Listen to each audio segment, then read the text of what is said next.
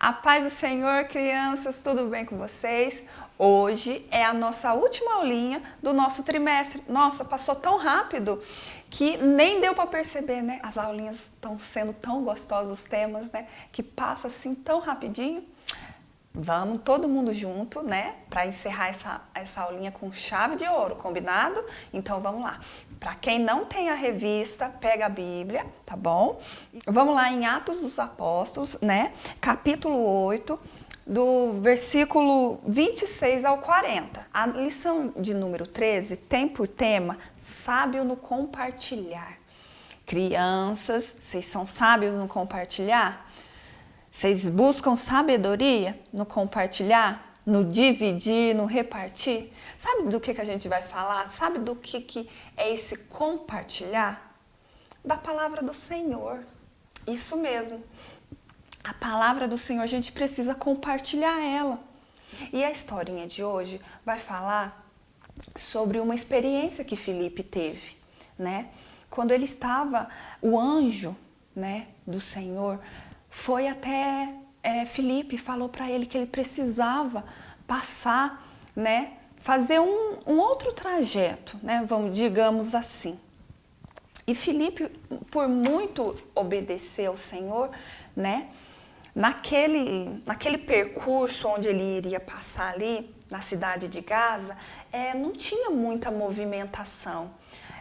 Acredito eu que Filipe não entendeu muito, né, do que se tratava, mas ele foi obediente, né?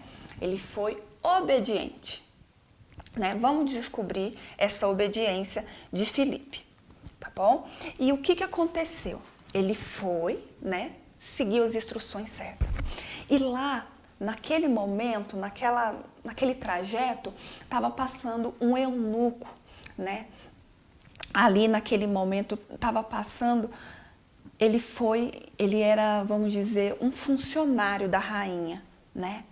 E ele era, vamos dizer, um funcionário muito importante, né? Ele tratava das finanças, né, da rainha e tudo mais. Então ele passou por aquele caminho porque ele foi adorar o Senhor.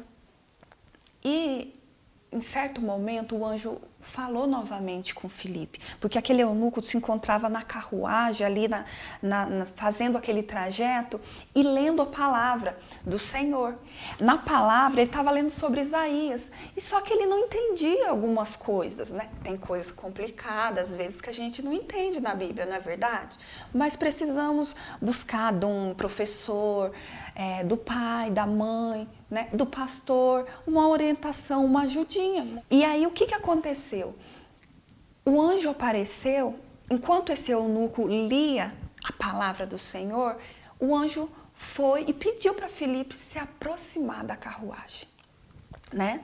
E quando Filipe se aproximou da carruagem, ele ouviu, né, o eunuco falando, né, sobre Isaías, aquela passagem de Isaías. E aí ele falou, mas como isso, né? Não estou entendendo. E aí Filipe foi explicar, né, aquela passagem para o eunuco, né? E aí ele tirou todas as dúvidas, mas ele falou do amor do Senhor, sabe? Aquele amor, aquele cuidado que a gente sente do Papai do Céu, né? E quando ele falou, o eunuco ficou tão assim, tão maravilhado, que sabe qual foi a decisão que aquele eunuco tomou? Tinha um rio ali perto, próximo, né, da onde eles estavam passando. E o eunuco pediu para Filipe batizar ele, descer. E a gente sabe, né, que quando a gente decide se batizar, né, a gente quer um compromisso maior com o Senhor, né, e uma caminhada mesmo de mudança e transformação. Eu, você, pequenino do Senhor, temos essa missão. Nós que já conhecemos a palavra do Senhor, que já conhece, que já teve experiência, a gente tem que repartir, dividir. Aqui a nossa lição está falando sobre isso, dividir a palavra do Senhor, o conhecimento. Tem tantas crianças que ainda não tiveram oportunidade, como a nossa, de conhecer, de estudar, de aprender mais sobre o Papai do Céu. E eu e você, que já conhecemos, temos essa missão, você sabia? É uma missão direto lá do Papai do Céu, de Jesus, deixada para nós. Levar o amor dele, o amor tão grande, aquele amor que toma todo o nosso ser, que toma toda a humanidade, distribuir, a gente tem que falar dele. Lembra de Davi? Davi era pequenininho e ele tinha uma missão muito grande, um desafio muito grande, né? Que era enfrentar aquele gigante Golias. E o que foi? A força do Senhor, né? A ajuda do Senhor, né? O amor, o cuidado do Senhor naquele momento fez toda a diferença. Então, você pode ter certeza, quando você for falar do amor do Senhor, você pode ter certeza que o Papai do Céu está ali, te ajudando, te instruindo. E sabe de uma coisa, pequeninos? Vocês são iluminados pelo Papai do Céu. Tem um brilho diferente em vocês. E tudo que vocês falar, né, sobre o Senhor, Ele ajudará. E fará diferença na vida. Talvez do papai, né?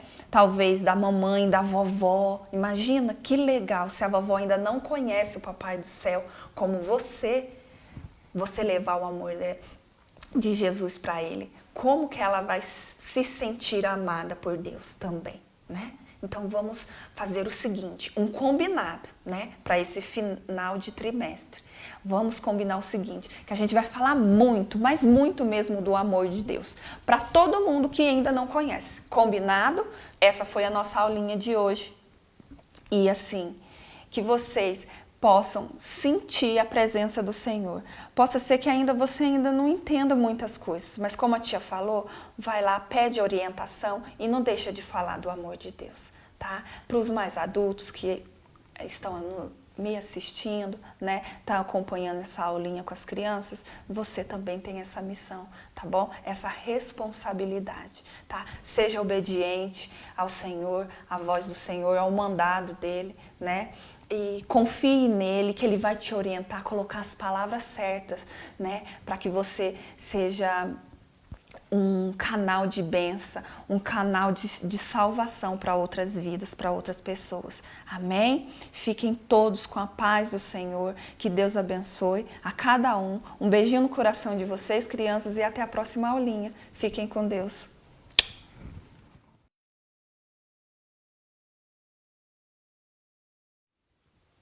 Paz do Senhor, crianças, paz do Senhor, famílias.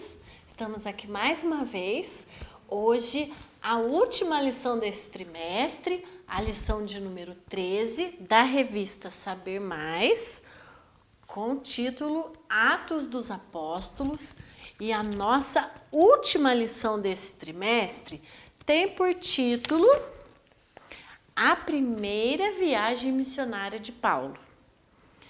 O texto do dia nós vamos encontrar lá no Evangelho de Marcos, capítulo 16, versículo 15, que é um versículo que Jesus deixou para todos nós, para todo ser humano, que diz assim: vão pelo mundo inteiro e anunciem o Evangelho a todas as pessoas.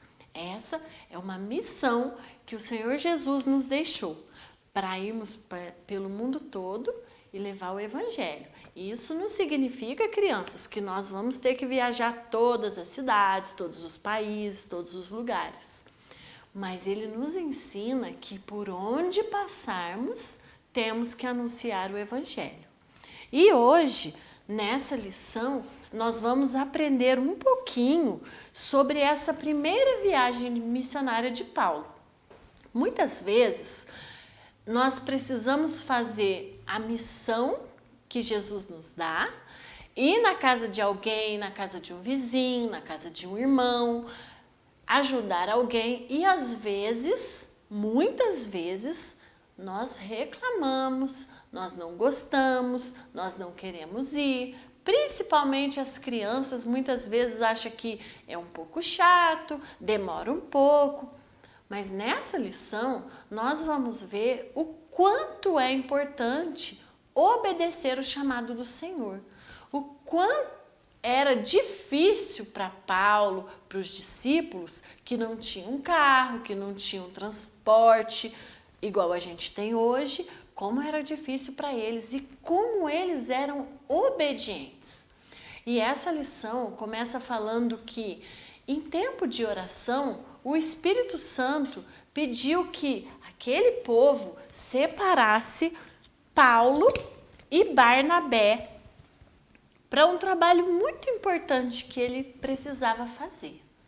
E Paulo e Barnabé eram homens cheios de fé e de coragem. Somente homens cheios de fé e coragem poderiam fazer aquilo que eles fizeram. Era a primeira viagem missionária de Paulo, ele ainda não sabia o que aguardava ele ali na frente, mas ele foi com fé e com coragem, obedecendo tudo que o Espírito Santo pedia. Então, eles viajaram para Seleucia e para a ilha de Chipre. E lá na ilha de Chipre, eles foram em 2 cidades. Uma chamava Salamina e a outra chamava Pafos. Olha quantos lugares eles já passaram. Lá em Pafos, eles encontraram 2 pessoas que a Bíblia fala. Uma delas era um mágico. Ele era um falso profeta. Ele chamava Elimas. E a outra pessoa era um homem importante, um procônsul, que chamava Sérgio Paulo.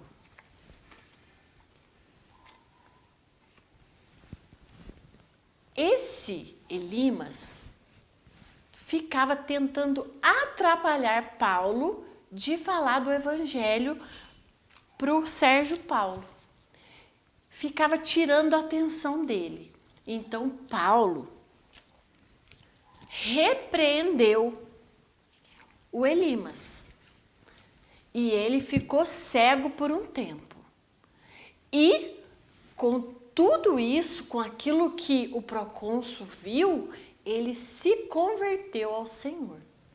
Então Elimas tentava atrapalhar, Paulo repreendeu e o procônsul se converteu ao Senhor. Então olha só, crianças, por onde eles passavam, eles estavam fazendo a obra do Senhor. Por onde eles caminhavam, o que o Espírito Santo colocasse na frente deles, eles obedeciam. E essa é a nossa missão. De lá, não parou por ali não, de lá eles foram para outro lugar que chamava Perge. E lá eles foram em Antioquia da Pisídia. E lá eles contaram toda a história de Israel, desde o início até a crucificação de Jesus. E lá eles encontraram alguns judeus que não concordavam com ele. E brigaram com ele e não aceitavam aquilo que eles falavam. Mas eles não desanimaram não, crianças. Depois disso, eles foram para outro lugar. Foram para Listra e para Icônio. E lá eles realizaram milagres. E as pessoas ficaram encantadas com aquilo. E começaram a chamar eles de Júpiter e Mercúrio. Olha só, eles estavam fazendo algo pelo poder do Espírito Santo e o povo estava confundindo eles com planetas. Eles não desistiram. De lá, Paulo foi apedrejado, era perseguido por aquilo que ele fazia, pelo chamado que Deus tinha dado para ele. E eles ainda foram para muitos lugares. Foram para Derbe, para Listra, para Icônio, Antioquia, voltaram para Perge, foram para Atália e depois voltaram para Antioquia da Síria, onde eles continuaram fazendo a missão que Deus tinha dado para eles. Quantos lugares Paulo e Barnabé passaram? Quão grande foi a missão deles? E essa, crianças, é só a primeira viagem missionária de Paulo. Deus nos chamou para levar o evangelho. Deus nos chamou para pregar a palavra dele. onde formos. Não importa se vamos para brincar, se vamos para passear, se vamos para comer. Onde chegarmos, devemos ser instrumentos de Deus. Devemos estar atentos à voz do Espírito Santo, porque Ele sempre vai nos usar para falar com alguém, para falar de Jesus para alguém. Amém? Um beijo e até a próxima semana, em nome de Jesus.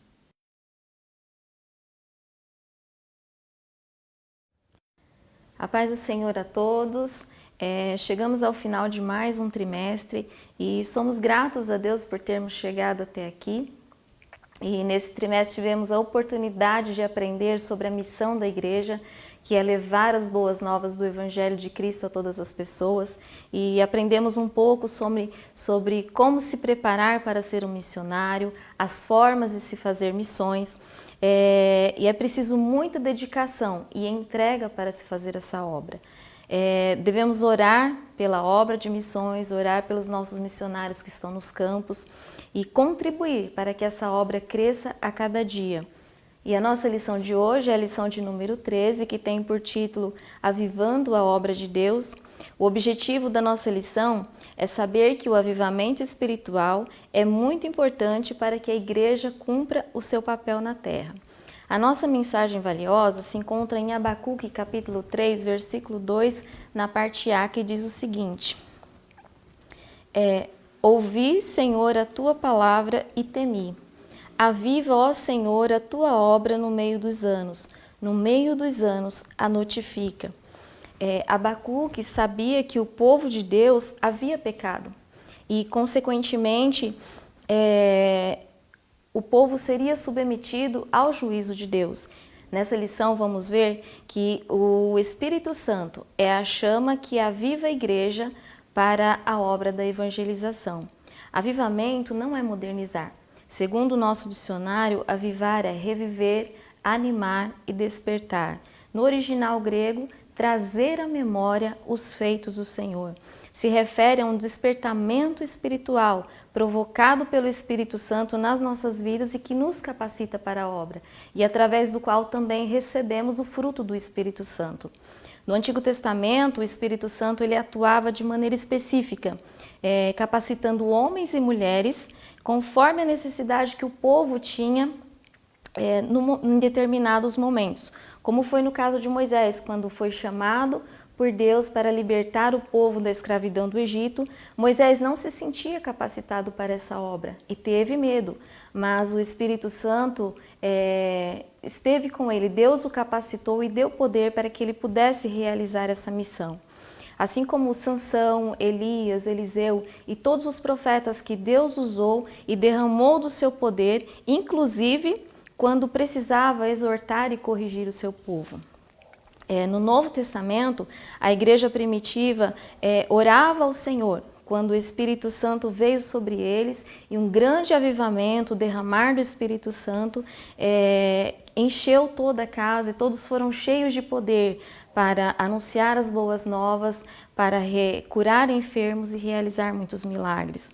E esse avivamento chegou até nós.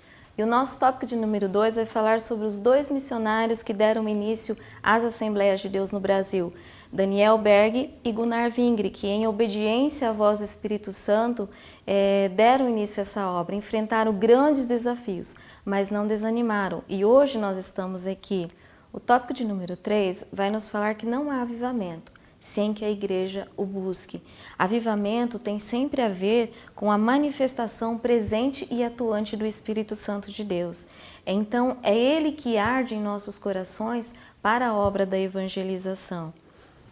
A Igreja de Cristo foi chamada para ser sal da terra e luz do mundo. Fazer missões é uma responsabilidade de todos nós cristãos. E a atividade missionária ela deve começar em nossa casa. A proclamação da palavra de Deus é a missão mais importante da igreja. E todo cristão tem um chamado de Deus para a sua vida. A Igreja de Cristo foi chamada para ser sal da terra e luz do mundo. Não há avivamento sem o desejo sincero pela presença de Deus. E o evangelismo é a principal ferramenta e uma ferramenta poderosa para crescimento do reino de Deus. Muitas pessoas sofrem uma mudança radical de vida quando aceitam a Jesus. E todo cristão tem um chamado de Deus em sua vida. Amar o próximo é colocar Jesus em ação. E para concluir o nosso trimestre, a Igreja Avivada é um celeiro de missionários, porque o mover do Espírito faz com que os crentes tenham sede e fome de Deus. Por sua vez, a busca incessante da face do Senhor nos leva a desejar que a sua palavra seja ouvida em todo o mundo. Essa foi a nossa última aula, que Deus nos abençoe grandemente e que nós possamos, se Deus nos permitir, no próximo trimestre estar juntos novamente. Fiquem com Deus e uma boa semana a todos.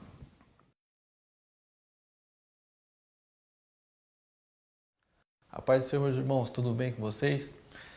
Hoje a gente vai estar estudando a lição de número 13, né? Essa lição que vai fechar com chave de ouro esse ciclo, né, de lições que a gente veio estudando durante esse trimestre.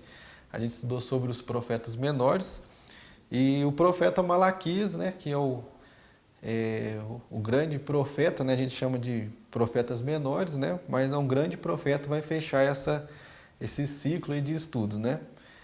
A nossa lição tem por tema Malaquias, o profeta da exortação. É muito legal porque quando Deus, né, usa Malaquias para exercer o ministério dele, né, como profeta, acontece, né, de certa forma, um certo período, né, em que Deus não envia, né, ou talvez por um propósito em que a gente não tem conhecimento, talvez, por 400 anos, alguém para falar diretamente com o povo de Israel. Então, de certa forma, ele é um profeta que ecoou, né, durante esse período aí de 400 anos, através das palavras que ele deixou de exortação ao povo de Israel. Nosso versículo-chave, ele é muito interessante, porque ele diz assim: Eu sou o Senhor, onde está o meu temor? Diz o Senhor dos Exércitos a vós. E é muito legal, porque nesse trecho, né, do versículo-chave, eles retiraram, né, uma certa parte dele, mas a totalidade desse versículo diz assim: O filho honrará o pai, e o servo ao seu senhor.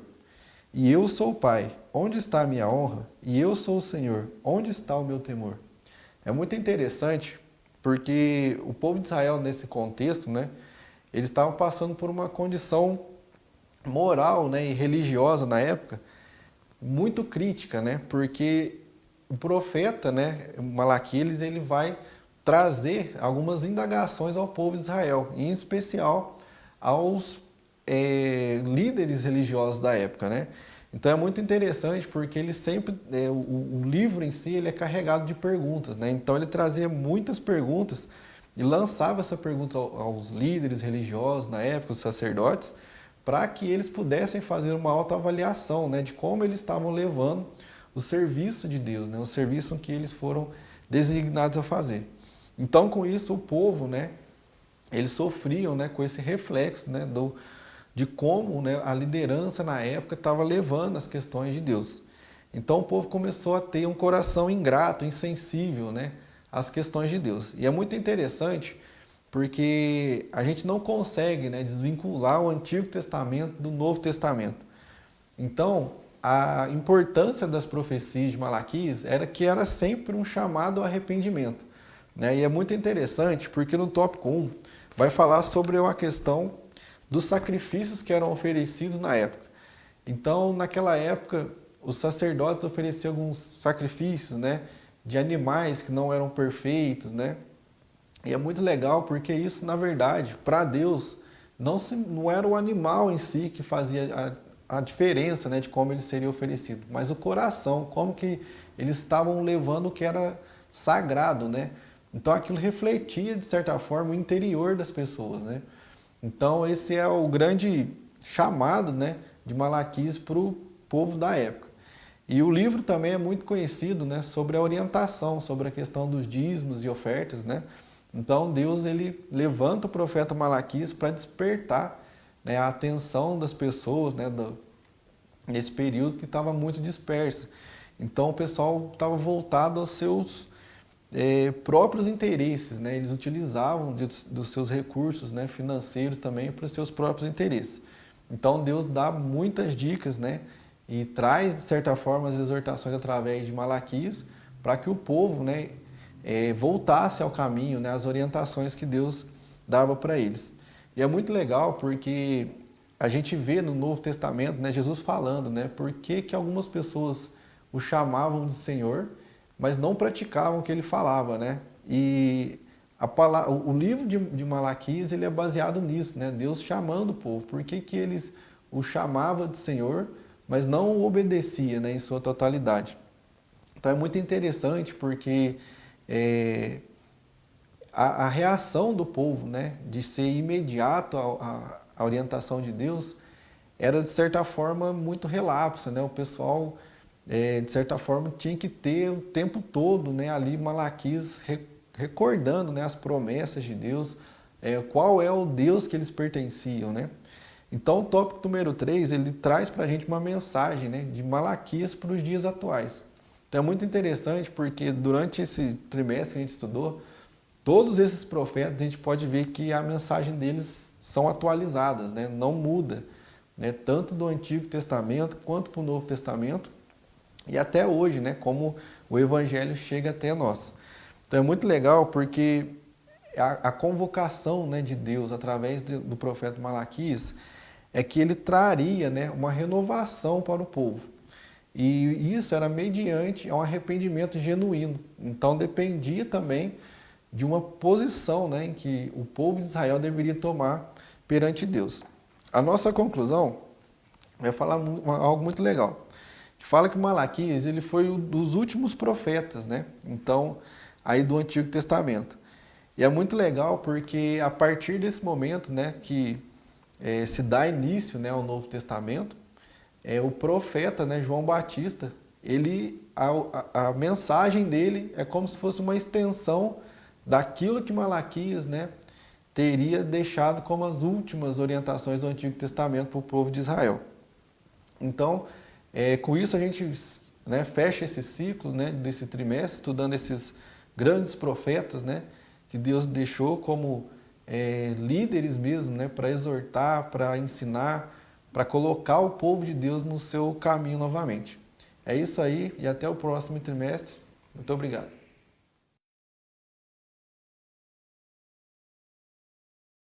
A paz do Senhor, irmãos. Tudo bem com vocês? Nós estamos finalizando mais um trimestre da nossa Escola Bíblica Dominical dos Adultos, classe Ebenezer. Nós estamos estudando sobre os atributos de Deus e finalizando agora com a lição 13, o nosso tema é o Deus Uno e Trino. Dentre os vários atributos, características de Deus que nós já estudamos, entre os comunicáveis e os incomunicáveis, nós estamos agora então nesse último. Claro que Deus é muito difícil da gente explicar o que Deus é, né? Nós já falamos na aula passada que para a nossa mente humana, ainda aqui na Terra, é muito difícil nós entendermos Deus completamente. Mas nós já falamos de um dos atributos de Deus que é sobre o amor, e que Deus ele é tão amoroso, né, o nosso Criador, que ele se fez, né, se apresentou um pouco aos homens, né, um pouco ao longo desse tempo. Então ele se apresenta ao homem através da sua palavra. Mas a gente não consegue, né? E esse tema específico, que é sobre a Trindade, como um Deus único pode ser três ao mesmo tempo, né? Esse tema em específico, ele também ainda é um mistério. Talvez a gente tente explicar, né, como pode Deus, sendo um, ser três. Algumas pessoas tentam explicar usando algumas comparações, mas nenhuma comparação ela vai ser perfeita àquilo que Deus é. A nossa mente, ela realmente ela não consegue entender completamente isso, mas a gente tenta se aproximar. O texto áureo da nossa lição diz o seguinte, que a graça do Senhor Jesus Cristo e o amor de Deus e a comunhão do Espírito Santo sejam com todos vós. Amém. Está em 2 Coríntios 13, 13. E o autor da revista, ele divide a nossa lição em 3 itens, que é o primeiro, Deus Pai, o segundo, Deus Filho e o terceiro, Deus Espírito Santo. O que nós vamos ficar assim, porque é um resumo que nós fazemos aqui, né? Que quando a gente fala que Deus é único, é em relação à unicidade. Tanto quanto eu falo do Deus Pai, do Deus Filho ou do Deus Espírito Santo, eles não são diferentes na sua essência. Todos são santos, os 3 são amor, justiça, verdade, bondade, eternidade, onipresença, onisciência. Todos esses atributos que nós já estudamos fazem parte da essência desse ser, desse Deus único. O que difere, né, que nós dividimos aí em 3 pessoas, então não é em relação à essência, é em relação a como eles se apresentam dentro não seria da característica, mas dentro de cada pessoa, né? A atribuição de cada um dentro, né, de como eles se apresentam para a humanidade. Porque a gente não pode cair, irmãos, em heresias, né? Porque às vezes na cabeça da gente a gente tem aquela noção, né, de uma imagem de Jesus na nossa cabeça, uma do Espírito Santo e uma de Deus, como se eles fossem 3 pessoas separadas, mas não são. Nosso Deus, ele é único. Agora, a forma como ele se apresentou, como eles se apresentam desde a criação, é que é de forma diferente, mas sempre em unicidade. Jamais nós vamos ver, durante toda a nossa leitura bíblica e da nossa experiência com Deus, uma pessoa, né, o pai contradizendo o filho contradizendo o pai, isso não existe. Eles atuam em unicidade. E isso desde a criação.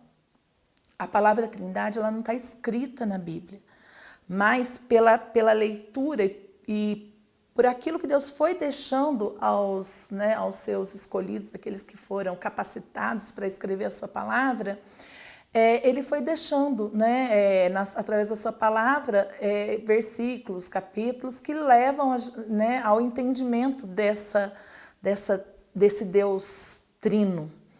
E tanto no momento da criação, como, né, tem um momento do versículo que fala que Deus usa o plural, né? Façamos o homem à nossa imagem.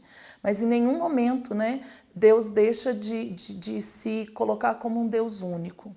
Então, a primeira lição o primeiro item apresenta o Deus Pai, que é o Criador, que é aquele que sustenta tudo que foi criado, que, né, fala que Deus tem tudo na palma da sua mão e nada passa despercebido para ele.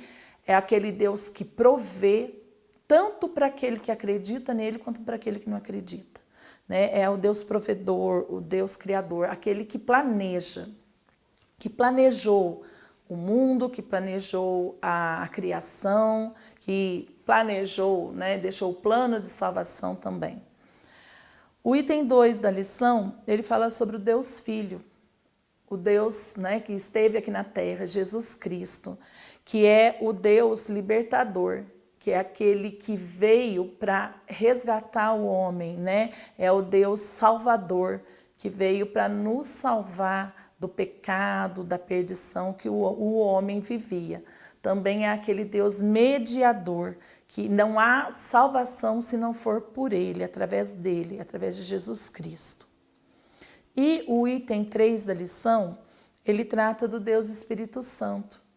Então, o Deus Espírito Santo é o Deus, o convencedor, o intercessor, o consolador, aquele que nos convence do pecado. Jesus Cristo, né, o Deus Filho, veio para nos salvar do pecado, mas a obra é completa através do Espírito Santo que nos convence do pecado. Então eles agem, né, as 3 pessoas da Trindade, eles agem em unicidade. Deus planejou a salvação, Jesus Cristo veio e executou o plano e o Espírito Santo depois veio e convence, né, o homem do pecado. Ele que está aqui do nosso lado como consolador, é aquele que é o nosso intercessor.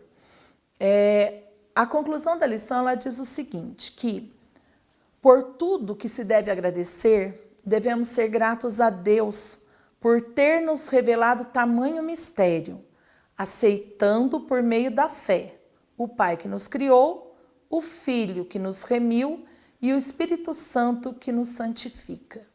Irmãos, esse é apenas um resumo da lição, mas que a gente não se esqueça daquilo que a gente conversou na última aula, que nós temos que prosseguir em conhecer a Deus, que porque ele se revela a nós, e nós temos que nos procurar, né, esse Deus. Então nós temos que orar, ler a palavra, meditar, e que Deus vai nos revelar. Claro que algumas coisas, como diz aqui a lição, elas permanecem em mistério, mas que nós possamos prosseguir em conhecer a Deus e cada vez mais estarmos perto dele, que é isso que ele quer de nós, né? Um relacionamento íntimo com cada um. Fiquem com Deus, a paz do Senhor e até o próximo trimestre.